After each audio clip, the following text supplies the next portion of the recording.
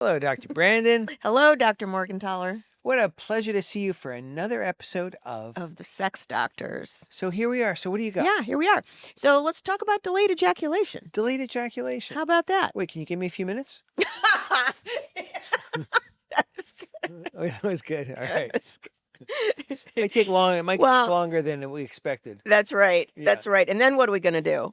We're gonna fake it. That is not where we're headed today. Before we start, a small disclaimer. The Sex Doctors podcast is not a substitute for medical or psychological advice. Where we're headed today is Yeah. how to deal with it when it takes longer than you expect. Yeah. And I think there's also an article we're going to review about We are. what medical conditions are associated with it. Right. Right. Because there's science behind delayed ejaculation, right? And we love science. We do. We love science. We're going to cover that. Yeah. Let me just start by saying what delayed ejaculation kind of is. Perfect. So, in general, it would be taking like 25 minutes or longer to ejaculate once you've entered a body. 25 minutes. 20 to 25. That's a long time. Some people say 30. I've even seen people say 60 minutes. I don't know where these guys are getting partners that are going to do thrusting for 60 minutes, but whatever. Well, both the people who's going to thrust for that long, Yeah. and is that the thrustee or the thruster? So it's difficult for the thruster and for the trustee. That's right. That's right. Because what the thrustees say is they get sore, like Yeah. it's hard to stay involved for that long. Yeah, And that makes the thruster more anxious, which Yeah. makes the thruster have more challenges Yeah. having an orgasm because, of course, performance anxiety makes the whole thing worse, yeah, worse. Yeah, right? Yeah. So it's complicated. So oftentimes these issues have a little psychology involved and a little biology involved. So that's what we're kind of talking about yeah. today. I would just add. So you as you say, that these definitions, depend on who's doing the defining. Yes. In a urology practice, like I had sexual medicine practice largely, the definition was a little bit easier. Uh-huh. It wasn't based so much on time, but on the person's own experience. I get that. And I Yeah. agree with you. So, And basically, when it's really bad, we call it anorgasmia, uh-huh. right? Which technically means like the guy's unable to have an orgasm. Right. But those two terms bleed over into each other, Mm-hmm. and basically the guys who just and often it's something that's acquired. Like it wasn't always this way for the guys. Most of the time, that's the case, Yeah, right? It wasn't always this way. Exactly right. Yeah. Unlike premature ejaculation, Which is usually lifelong. yeah, Yeah. It can be acquired, happen later, but usually exactly. Right. But delayed ejaculation, something's different for the guys. It's taking longer than they care for it to happen, Yeah. and longer for their partner. Right. And so it becomes a problem, and then anxiety comes in, and they go, geez, Yeah. And then they wind up in one of our offices, there you go. right? Yeah. Yeah. So, from an emotional perspective, there are things that can play into this, like we're talking anxiety. So, even if someone didn't start with performance anxiety, but for some reason there's something going on, we're talking heterosexual folks right now, like between him and his partner, and he's getting anxious and he feels pressure to please, Yeah. or he feels like not attractive to his partner, or somehow he started to feel sensitive about his penis and size or something like that. Right. All this can feed into someone having a hard time kind of letting go and having an orgasm, because you have to sort of allow a certain letting go and kind of being in the moment. And if any of that emotional stuff gets kind of like Takes you out of intensified, your game. gets you out of your game, and then this kind of situation can feed on itself. Like Absolutely. the more this happens, the more anxious you get, the more likely it is to happen, and that sort of thing. Another thing I look at when I'm working with someone with DE is how often they're having an orgasm. Because frankly, what I tell guys is, you can control how much you masturbate, but you cannot control how much you orgasm. That's just fact. I have a great story I got to tell you. What? On this topic. So many years ago, I had a young man, I forget exactly how old, but I would say like in his early 30s, who had erectile dysfunction, Mm-hmm. and nothing worked for him, Mm-hmm. and ended up putting in a penile implant. Uh-huh. And When you say, so let's just say nothing worked for him, meaning you tried a pump and you tried the shots and all pills this, and and injections. yeah, and nothing worked. And so now And he was married, and the penile prosthesis is a brilliant device. you put in these inflatable 2 cylinders into the 2 erectile chambers of the penis. From the outside, everything looks normal. There's usually a pump that sits inside the scrotum that you can't see, but you can feel it. So, for our audience, folks who might be confused, what's the difference between a testicle and a scrotum? Good. Yeah. So the testicles are the balls. Yeah. And the scrotum is the sac. It's the skin that holds the balls. So there's one scrotum and 2 testicles. Exactly. Yeah. But Yeah. if you like words, if you have 2 scrotums, like Yeah. on 2 different people, Yeah. the plural of scrotum, Scroti. scrota. Scrota. I was close. All right. But do you talk about but there's no scrota? yeah, but there's no single man who has scrota. They all have Okay. a scrotum. Okay. Yeah. Okay. So back to where were we here? So I put a penile prosthesis in this guy. It's an implant, nothing visible on the outside. And when he wants that, if you have one, if you want to have sex, you squeeze that little pump. Yeah. Fluid gets transferred into the cylinders. The penis stands up, gets hard, Mhm. and you have sex. And Mhm. then when you're finished, use another place, you deflate it, and the penis goes down and hangs down naturally. So young guy has this, Mhm. young wife. Mhm. Everything goes great. At some point, I don't know, a few months after he was given the green light to use it, 'cause you can't use it the same day. They have to recover from surgery. Right. Wife contacts me. She's all concerned. What did you do to him? Oh. I say, what's happening? And there were 2 problems. One is that they were having sex a lot. Mhm. And the other was, she says, and like he can't come anymore. Huh. Oh, that's interesting. So what had happened was that he'd gone a long time not being able to have sex, not feeling very manly, Uh-huh. and he was making up for it. Right. So the thing about the implant is you can have an erection whether you're turned on or not. Right. You can stay He was just hard, going for it. and if you come, I if see. you have an orgasm, you're still hard because we've Right. separated out the mechanics of having a hard penis Yeah. from ejaculation, I right? get An it. orgasm. So they were having a lot of sex. Yeah. And it turned out he still was ejaculating about once a day, but they were trying to have sex, or he was, Yeah. several times each day. I see. Well, And so the wife was experiencing this, like, you must have really messed him up because he's not able to ejaculate. Like, she was exaggerating. Yeah. He did. yeah. Yeah. But only once a day or something. Or whatever it was, not Yeah. every single time, Right. because he was after her the whole time to Got like it. That's a good story. play with his new toy. Right. Right. Okay. So So Well- did he have delayed ejaculation? he or did not. DE? He did not. He just appeared to have it, according to her. Right. Yeah. Yeah. So I tell guys you can control how much you masturbate, but you can't. Your body decides how much you're going to orgasm. Like that's really out of your hands. Right. Ha ha ha. Oh yeah, that is funny. Yeah. That's very good. Right. And so what happens sometimes is guys are used to orgasming once or twice a day when they're young. What are you laughing about? My wife made a joke. she made it funny. Yeah, I did. Love it.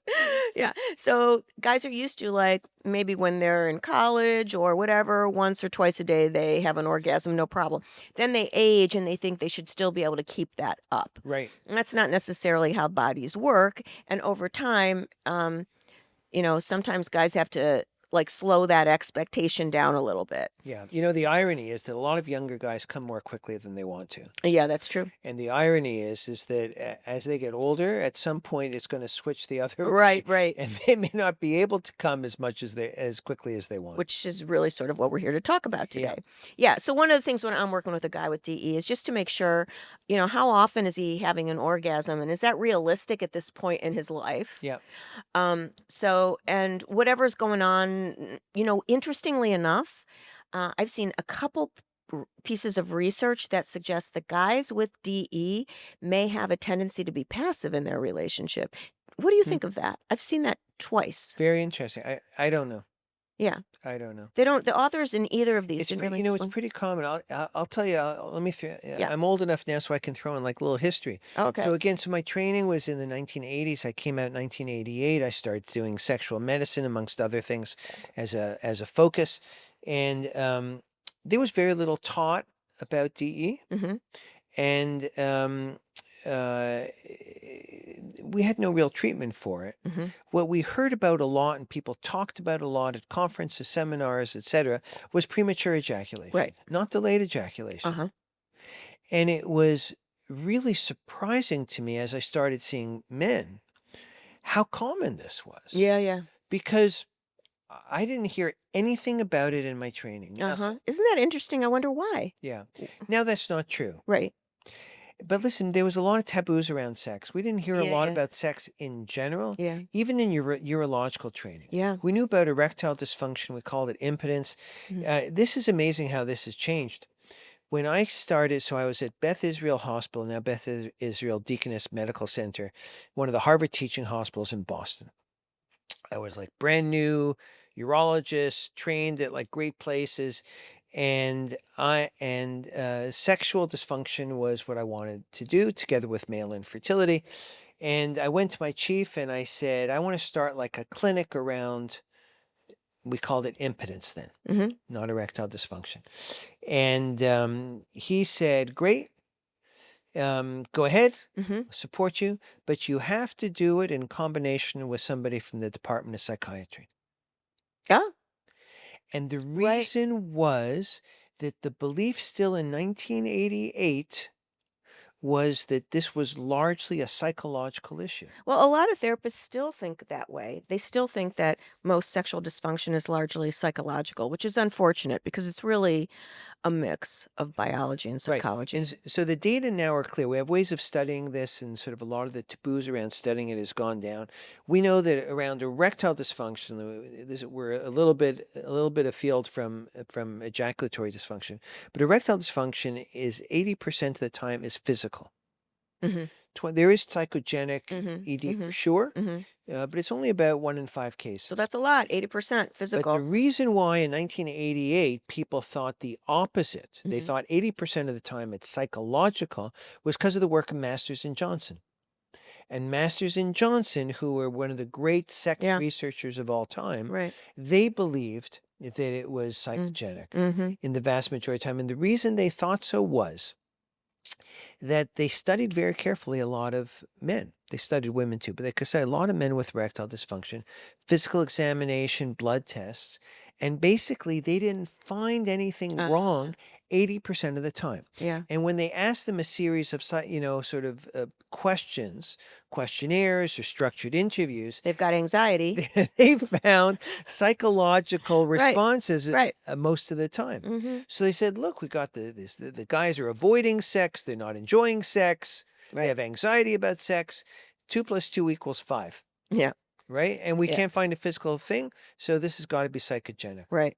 So now we know. Now we know it's a combo. Now, one of the things I want to add to the psychological reasons why guys can have DE when they're having sex, Yeah. I would ask them, do you have it when you're masturbating? Yeah. Right? Yeah. Because if you don't have it when you're masturbating, that gives us information about their physiological function versus whatever's going on in a dynamic with another person. And it is the case that sometimes guys masturbate in such a way, like with like a very tight fist, that the body that they're with doesn't replicate that level of intensity, so it can be difficult for them to have an orgasm. Right. So that's an issue too. So sometimes the way people masturbate doesn't translate well to sex. Right. Yeah, And then it's a issue to try and retrain them. right. That's an issue. Now, what I sometimes do for guys in that situation, or really any guy with DE, is I have him get one of those vibrators that sit on the base of his penis. You can get them on Amazon.com or wherever.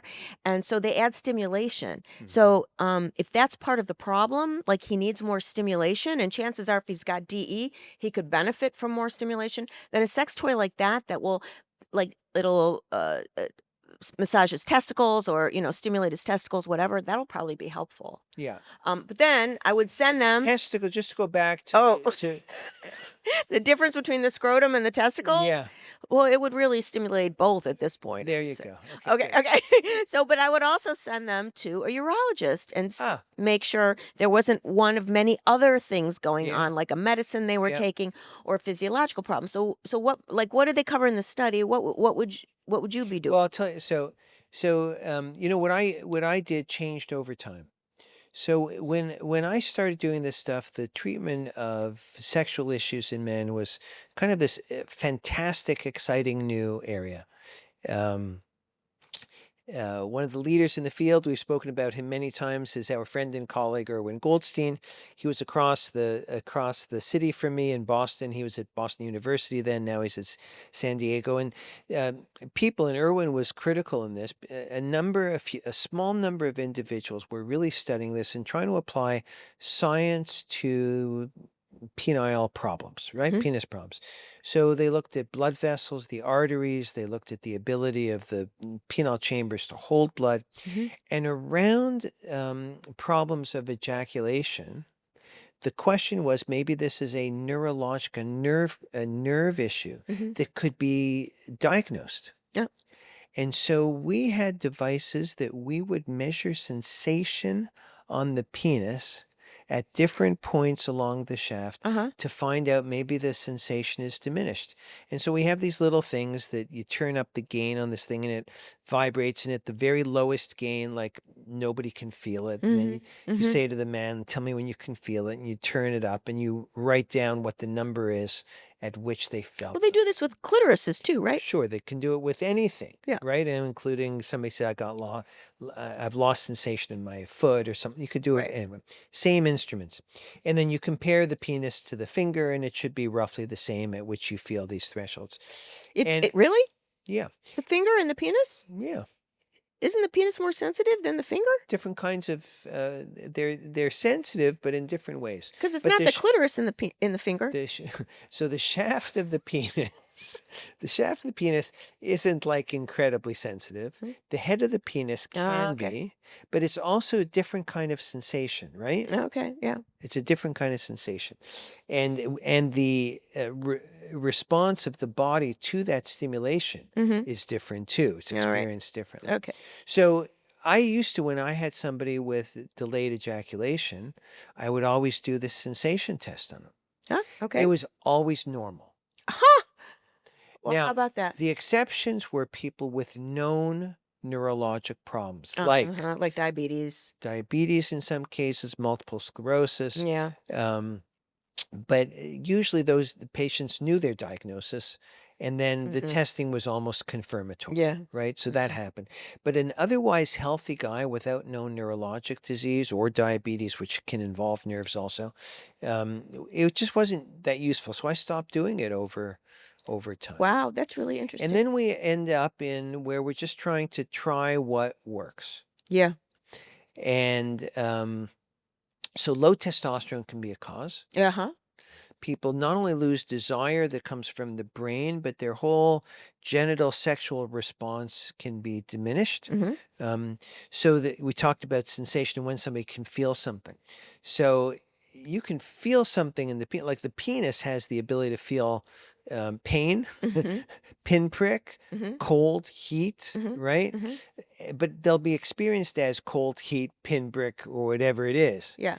That doesn't necessarily turn somebody on. Right. There's a certain kind of like stroking touch that Uh-huh. creates a physiologic response Okay. that's sexual. If testosterone is low, that physiological response is diminished Mhm. and in some cases absent. And that would work for females too, right? When Yeah, women have trouble with orgasm and also true. their testosterone is increased, then oftentimes they have a better orgasm or feel sensation more. Right. Okay. So some of the purists out there will say, and especially urologists, I don't buy that with testosterone. I see lots of guys with low testosterone and they can have an orgasm just fine. Hmm. True. Hmm. It affects some people, Uh-huh. right? So both things can be true. You can have some individuals who have low levels of testosterone and they have trouble having an orgasm. They're just not getting the right kind of sensation. Yeah. So if testosterone is low Mhm. and they have that problem, testosterone therapy is often but not always useful. Okay. There are a lot of guys who have this where their testosterone is just fine. Yeah. Testosterone is not the solution for them. Right. And so talk about those guys. Like what would you be thinking? So the first thing that we're looking for is when did this happen? Mhm. Like, is there a date? Is there a time? Like, Mm. how long has this been going on? Sometimes there's a medical event that happened with it. Mm. Maybe there was trauma, Mhm. right? And a big offender are medications. Yeah. SSRIs. SSRIs are common, Yeah. and people don't always put two and two. They don't always put that together. Mm-hmm. So, and there's some medications, especially urological ones, that we prescribe routinely, which may not have an effect immediately, Mm-hmm. but can later on. Mm-hmm. Ah. And those are the medicines finasteride and dutasteride. Oh yeah, finasteride. That's a hair one. That's one So to it's grow hair. used for the Yeah. active ingredient Propecia, which is used for hair regrowth or at least prevention of hair loss. Mm-hmm. In urology, we use it to shrink the prostate for guys who have frequent urination or Mm. slow urination. Mm-hmm. And it's a known side effect, sexual, in about 5 to 8% of men. Mm-hmm. But I'm certain that the actual number is I was higher just than gonna what's say, I think it's reported. higher. Yeah, I think it's higher. So I actually don't like those medications. Yeah. I try and avoid prescribing them. And what's weird though is some guys come in with delayed orgasm, delayed ejaculation, Mm-hmm. and they're on one of these medicines, finasteride, let's say. And we say, well, your finasteride might be doing this. And they say, oh no, I've been on that for like 2 or 3 years. This Uh-huh. problem is, more recent. And I have those guys stop it anyway. I say, kind of humor me. Mm-hmm. And not always, but often Mm-hmm. they're better. It's weird how that happens, that it's not necessarily a sexual side effect isn't necessarily immediately as soon as you start taking Right. something. Somehow, maybe a variety of things shift. Like, one of the questions I would ask a guy is the person you're having sex with the one you want to be having sex Yeah. with, right? So that's like if they're not really turned on by their partner, that's going to contribute to delayed ejaculation. Yeah. So maybe they were on that medicine for a long time, but they were in a relationship with their partner that they were very excited by their partner, and either that's changed or they got a new partner. Now they're less excited. So now the finasteride has a bigger impact. It can be complicated like that. It can. And there's also, in my mind, also a potential hormonal explanation Oh, yeah. that happens over time. So what those medicines do is they block the conversion of testosterone Hmm. to dihydrotestosterone, which we call DHT, T to DHT. And DHT is more important for the prostate than testosterone. So when you deprive the prostate of Oh, DHT, wow. it shrinks. Okay. PSA goes down by about half on average. Wow, wow. And both T and DHT seem to have some effects on sexual response. Mm-hmm.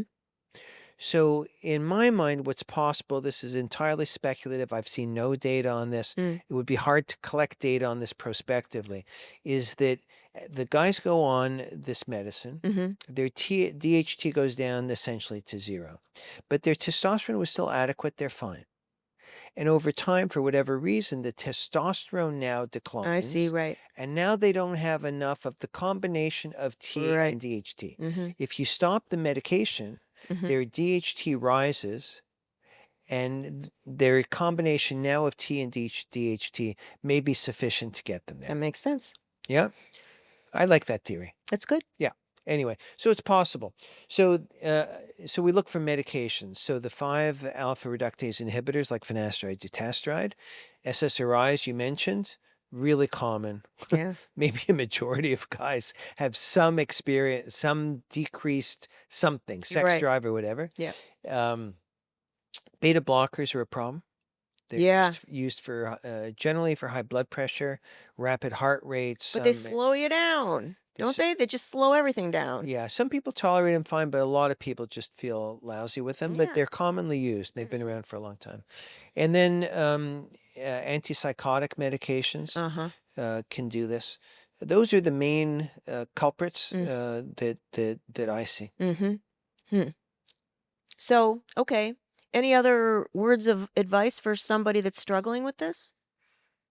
Uh, Well, I think you gave some great advice. So go see a Yeah. urologist if you feel like it's something psychological. Like if you're masturbating and you have no trouble having an orgasm in a relatively short period of time, Mm-hmm. but you are with your partner, there could be some things that are going on. It could be psychological. There could be a partner issue too.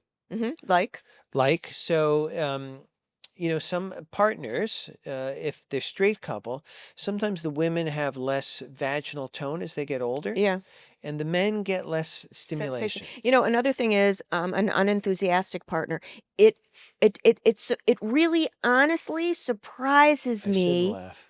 No, it surprises me the number of guys who, when I ask them how their partner is in bed, and they describe a very unenthusiastic partner, Yeah. but they still think it should get them off and, it should be enough. I'm like, Yeah. you need someone who's engaged and like it's an experience where it makes you feel sexual. Yeah. Like guys need that. Yeah. Like you can't just have everybody needs that.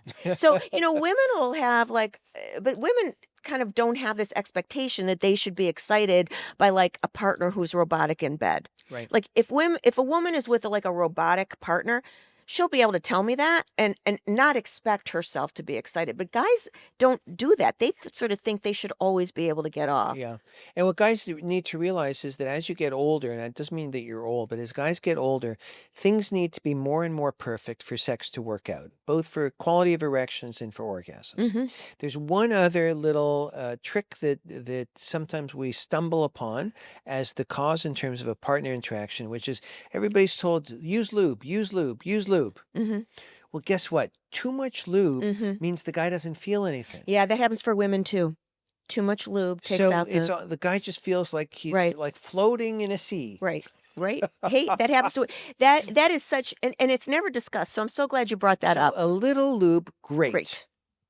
Too much lube, Not so good. not so good. Right, exactly. And you know what I tell all couples who are or all people who are struggling with some sexual issue, like they're having a difficulty with orgasm or difficulty with arousal or whatever else, have a backup plan. Like, what are you guys going to do? Like, what's your plan? Yeah. So let's say you have DE, delayed ejaculation, you're not ejaculating, it's been 15 minutes.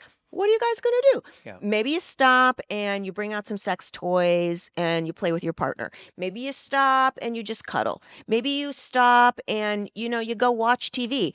I don't care, but come up with a plan so that it's not this big drama like, "Oh my god, it happened again. Oh my god." Right. Like in fact, you just say, "Okay, it happened again and this is what we're going to do." Yeah. And there's several ways, more than several, to have sex. Tell me about that, doctor.